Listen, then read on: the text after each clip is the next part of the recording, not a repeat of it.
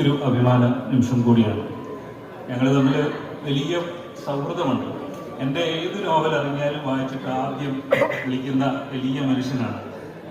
മലയാള സിനിമയിലെ വലിയ തിരക്കുകൾക്കിടയിലും ഇത്രയധികം വായന എങ്ങനെ കൊണ്ടു നടക്കുന്നത് എനിക്ക് വലിയ അത്ഭുതമുണ്ട്. വലിയ സന്തോഷം. എൻ്റെ ഒരു അഭിമാന നിമിഷമായി ഞങ്ങൾ കാണുന്നു. Thank you.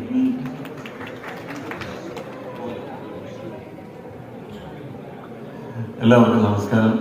ഒരു വളരെ ധന്യമായ മുഹൂർത്തത്തിന് സാക്ഷിയാവാൻ സാധിച്ചതിൻ്റെ അഭിമാനവും സന്തോഷവും എല്ലാം ഉണ്ട്. സ്റ്റുഡിയോ ഔട്ട്സൈഡേഴ്സിൻ്റെ ലോഞ്ചാണെന്ന് അവരുടെ ആദ്യത്തെ പ്രോജക്റ്റാണ് പ്രേംപാറ്റ എന്ന് പറയുന്ന സിനിമ. ആമിർ ഈ സിനിമയുടെ കഥ പറഞ്ഞപ്പോൾ ആദ്യം കഥ പറയാൻ വരുന്നു, എൻ്റെ അടുത്ത് ഇതിൻ്റെ കഥ പറയുന്നു എന്ന് പറയുമ്പോൾ ഞാൻ ഈ സിനിമയിൽ ഇത്രയും ഒരു വലിയ വേഷമാണ്, അതല്ലെങ്കിൽ ഇത്രയും ഇമ്പോർട്ടൻസ് ഉള്ളൊരു ക്യാരക്ടറാണ് ഞാൻ ചെയ്യാൻ പോകുന്നതെന്ന് ഞാൻ പ്രതീക്ഷിച്ചിട്ടുണ്ടായിരുന്നില്ല. ഞാൻ എൻ്റെ കഥ കേട്ട് അത്രയും നല്ല കഥാപാത്രത്തെയാണ് എനിക്ക് ലഭിച്ചിരിക്കുന്നത്. പിന്നെ ഒരു ക്യാമ്പസ് പ്രണയം, ആ ക്യാമ്പസ് പ്രണയത്തിൻ്റെ കഥ പറയുന്ന ഒരു സിനിമയിലൊക്കെ എനിക്കെന്തായിരിക്കും പങ്കെന്നൊക്കെ ഞാനും ആലോചിച്ചിരുന്നു. നിങ്ങളിപ്പോൾ അങ്ങനെ ആലോചിച്ചിട്ടുണ്ടാവും. അപ്പോൾ അത് സിനിമ വരുമ്പോൾ നിങ്ങൾക്ക് മനസ്സിലാവും. പിന്നെ ഇന്നത്തെ ഈ ഫംഗ്ഷന് വേണ്ടി നമുക്ക് അയച്ച ക്ഷണക്കത്ത് വായിക്കുമ്പോൾ മുതൽ നമുക്ക് മനസ്സിലാവും ഇവരുടെ ഒരു വ്യത്യസ്തമായ ചിന്താഗതി എങ്ങനെയാണ്. സാധാരണ ക്ഷണക്കത്ത് പോലെയല്ല ആ ക്ഷണക്കത്ത് എഴുതിയിരിക്കുന്നത്. ഇതിൻ്റെ പ്രൊഡക്ഷൻ കമ്പനിക്ക് പേരിട്ടിരിക്കുന്നത് സ്റ്റുഡിയോ ഔട്ട്സൈഡേഴ്സ്, അതുപോലെ സിനിമയ്ക്ക് പേരിട്ടിരിക്കുന്നത് പ്രേംപാറ്റ.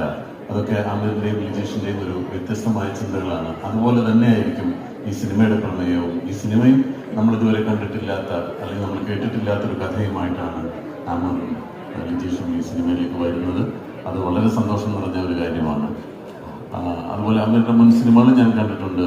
2 സിനിമകളും കണ്ട് ആമിറിൻ്റെ ഒരു സംവിധാനം മികവും മനസ്സിലാക്കിയിട്ടുണ്ട്. അപ്പോൾ ഇതിൻ്റെ ഒരു നിർമ്മാണ ചുമതല കൂടി ഏറ്റെടുക്കുമ്പോൾ മറ്റു പലരും ഒരു സർക്കാസ്റ്റിക്കായിട്ടൊക്കെ എങ്ങനെ പറഞ്ഞെങ്കിൽ പോലും അത് ഒരു വലിയ ഉത്തരവാദിത്തമാണ് അത് ആമിർ ഏറ്റെടുക്കുന്നത്. അതിന് ഞാൻ പ്രത്യേക അഭിനന്ദനം അറിയിക്കുന്നു. ഒരു സിനിമ സംവിധാനം ചെയ്യാന്ന് പറയുമ്പോൾ ആ ഒരു ബാധ്യത മാത്രം ഏറ്റെടുത്തിട്ട് അതിൻ്റെ പ്രൊഡക്ഷൻ്റെ കാര്യങ്ങളൊന്നും ചിന്തിക്കാതെ വേണമെങ്കിൽ ആമിർ ഒരു സിനിമയുടെ സംവിധായകനാകാം. പക്ഷെ അതല്ല, ഇതിൻ്റെ നിർമ്മാണ ചുമതല കൂടി ഏറ്റെടുക്കുന്നു എന്ന് പറയുമ്പോൾ ആ സിനിമ ആ പറഞ്ഞ ബഡ്ജറ്റിൽ തീർക്കാനും അത് പറഞ്ഞ ദിവസത്തിനുള്ളിൽ ആ സിനിമ തീർക്കാനും ഒക്കെ ഉള്ള ഒരു വലിയൊരു ഉത്തരവാദിത്വം കൂടിയാണ് ആമിർ ഏറ്റെടുക്കുന്നത്.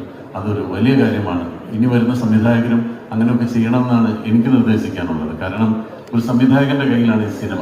അപ്പോൾ അത് നിർമ്മാണ ചുമതല കൂടി